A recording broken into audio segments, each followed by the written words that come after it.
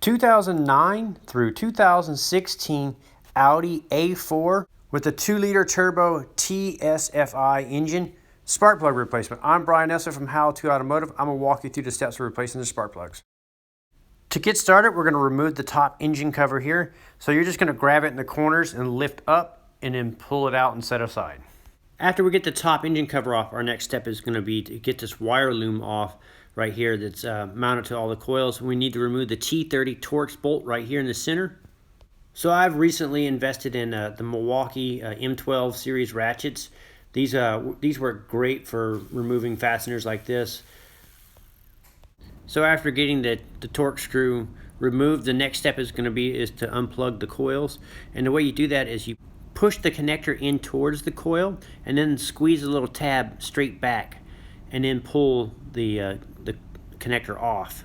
So you're going to push in and pull the connector, push in and pull the connector. So as you can see, I started at cylinder number 1 and I'm working my way back towards cylinder number 4. I'm going to leave the injectors all plugged in, just going to unplug the coils and slide the harness back a little bit. And then once we get the harness slid back a little bit on all 4 coils like this, the next step is we're going to use a little pry bar or a flat blade screwdriver and find a good spot to pry that's not fragile, like you're not going to break anything.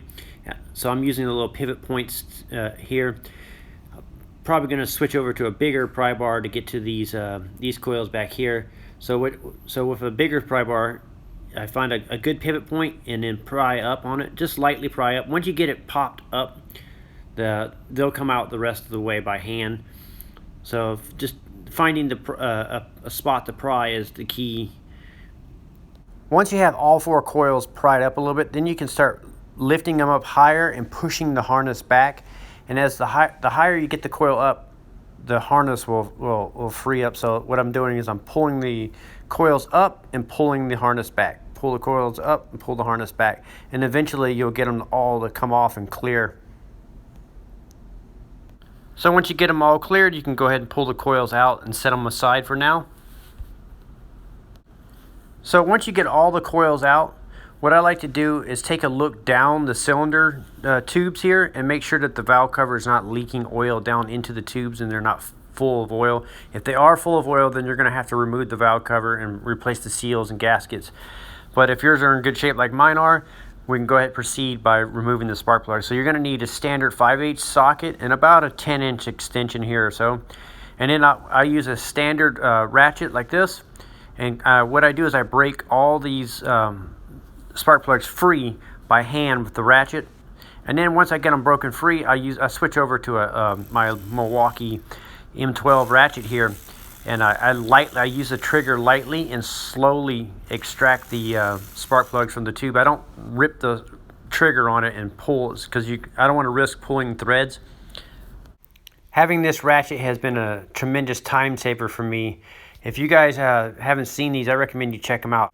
I'll leave a link for the ratchet in the description of the video, along with the spark plugs that we're using in this video. So I'm going to be installing NGK spark plugs in this vehicle. These come pre-gap from the factory. If you see that the gap is way off, I would recommend that you return the spark plugs. These spark plugs are preset and they're not meant to be gapped. This tip is very fragile. So going back in, what I do is just reinstall it back into my 5/8 socket here. Slowly feed it into the tube and slowly start the threads by hand. And to speed it up, I'm going to use my Milwaukee M12 here, and I'm just going to lightly pull the trigger and spin the spark plugs in very, very slowly until they bottom out. And you'll feel it bottom out at the bottom. And then after that, we'll torque them by hand. So I'm going to do all 4 of the spark plugs, and then I'm going to set my torque wrench up to 22 foot-pounds.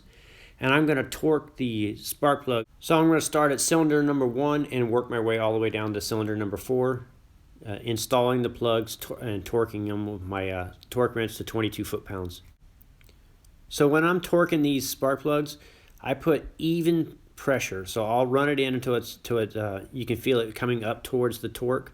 And then as it gets close to the torque range, I slowly rotate it till it clicks my torque wrench, but I do it slowly. If you jerk the torque wrench, you'll get an inaccurate torque. Now you can take all 4 of your coils and drop them back into the cylinder head.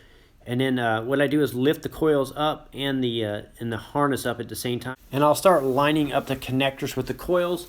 And you kind of have to move them up and down and kind of fidget with them to get them to all the line and kind of pull it back a little bit. It's kind of, after doing this a few seconds here, I realized it would be easier to start with the coil number 4 in the back and then work your way towards the front. Once you get them all kind of on there like this, then what you can do is you just start pushing the connectors together. So you squeeze them together and you want to hear a click.